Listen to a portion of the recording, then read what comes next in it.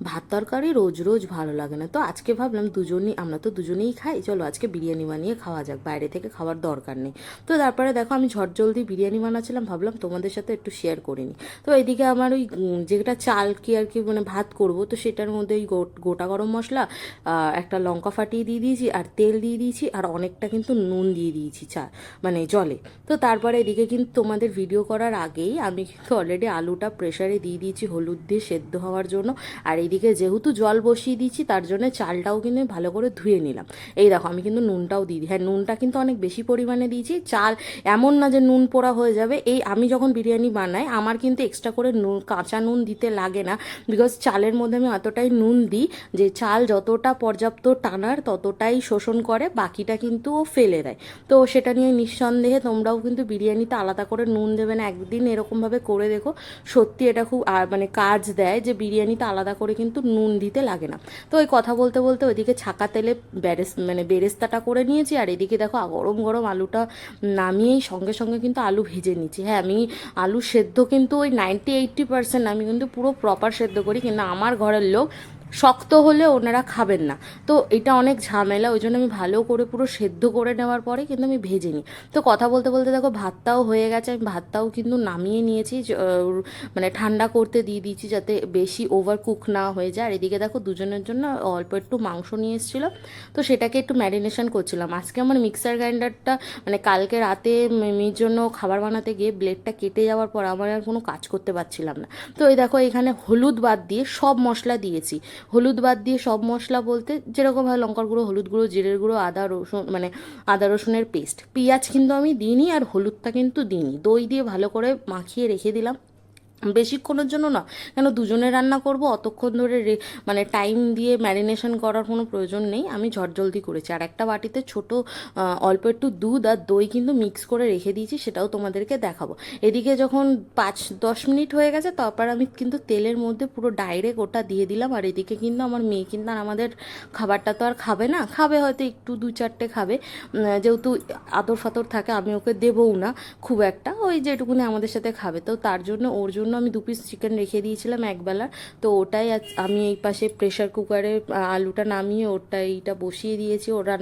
ওর রান্নাটা বেশি কিছু না, তেলের মধ্যে আলু আর মাংস দিয়ে দিয়েছি, আর একটু আদা রসুনের পেস্ট, আর একটু নুন আর হলুদ আর জিরের গুঁড়ো দিয়ে ওটাকে একটু ভালো করে নাড়াচাড়া করে জল দিয়ে কিন্তু প্রেশারে প্রায় 4-5টার উপরে আমি কিন্তু সিটিটা মেরে নিই। এদিকে দেখো তেল ছেড়ে দিয়েছে, কাশ্মীরি লঙ্কার গুঁড়ো ইউজ করে মানে করা হয়েছে, তার জন্য কিন্তু এরকম লাল রং বেরিয়েছে। আর সব শেষে যখন হয়ে গেছে, যখন আমার চিকেনটা বয়েল হয়ে গেছে, তখন কিন্তু আমি দিয়ে দিলাম এই রেডিমেড বিরিয়ানি মশলা। কেন বাচ্চার ঘর, আমার এত সময় নেই আলাদা করে, তার মধ্যে মেশিনটাও আমার খুব প্রবলেম করে গেছে আজকে, তো ওই জন্য আমি রেডিমেডই ইউজ করি। আর এদিকে দেখো আমার মেয়েকে ওর পাপা ওকে হঠাৎ করে যেহেতু আমি ওখানে রান্না করতে ব্যস্ত ছিলাম বলে ওকে স্নান করাচ্ছে, আর এদিকে এসে দেখছি আমার কিন্তু মাংসটা পুরো রেডি।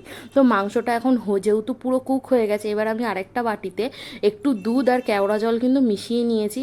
গ্যাসের ফ্লেমটা বন্ধ করে দেওয়ার পর যখন এই মাংসটাকে একটু নাড়াচাড়া করার পর এই যে তেলটা রয়েছে, এই তেলটা কিন্তু আমি একটা বাটিতে পুরো আলাদা করে নিলাম। এই তেলটা আরও বেরোবে যখন আমি এই কেওড়া জল আর এই দুধটা মেশানোটা যখন দেবো, তারপর কিন্তু রঙটা দেখো তেলটা কিন্তু পুরো আলাদা হয়ে গেল। এই তেলটা আমি একটা বাটিতে তুলে রেখেছিলাম।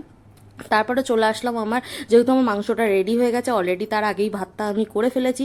এদিকে হচ্ছে ভাতটা বাঁধবো, সেই কারণে আমি কিন্তু এখানে ঘিটাকে ফার্স্টে ভালো করে লাগিয়ে নিয়েছি ডেচকিতে।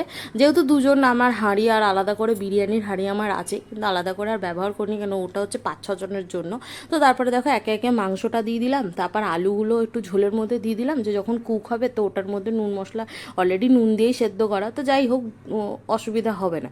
তো তারপরে দিয়ে দিলাম ফার্স্ট একটা স্টেপে মানে ভাতটা দিয়ে দিলাম।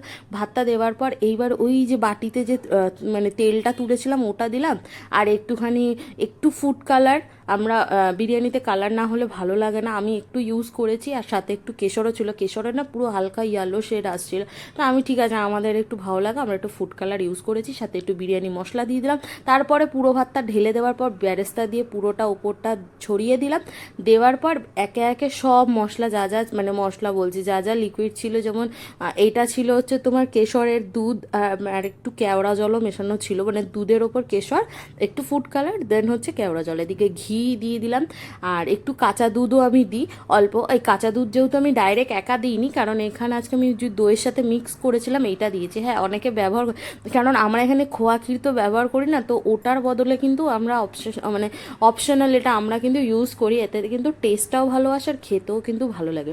বিরিয়ানি বাঁধা তো সবাই পারে, বিরিয়ানি করতেও সবাই পারে, কিন্তু স্টিম দেওয়াটা ভাই মানে দম দেওয়াটা কিন্তু খুবই ডিফিকাল্ট, কেন অনেকে পারে, অনেকে ওভারকুক করে ফেলে, অনেকে করতে পারে না। তো আমার তারপরে ওই কারণে আমি এখন শিখে গেছি কিভাবে দম দিতে হয়, তাই তোমাদেরকে আমি বলছি। এইটা যখন আমি স্টিমে বসাবো প্রায় 45 মিনিট এটাকে কিন্তু লো ফ্লেমে বসিয়ে রাখতে হবে, একটা চাটুর ওপরে জল দিয়ে, যাতে তলায় যাতে না ধরে যায়, এতে কোনো সমস্যা হবে, মানে লেগে যাওয়ার কোনো সমস্যা থাকে না। তারপর দেখো 45 মিনিট পর এই আমার কিন্তু এটা খোলা হয়ে গেছে, আর এই দেখো আমার কিন্তু বিরিয়ানি রেডি। আমরা কিন্তু খুব এনজয় করে খেয়েছি। তো তোমরাও বাড়িতে এরকম ঝটজলদি বানিয়ে নাও, দুজনের জন্য ইজিলি হয়ে যেতে পারে, দুজন কেন তারও বেশি করে নাও। আর কেমন লাগলো ভিডিওটা জানিও, আর তোমরাও কিন্তু বাড়িতে এটা ট্রাই করো। দেখা হচ্ছে তোমাদের সাথে নেক্সট ভিডিওতে, টাটা।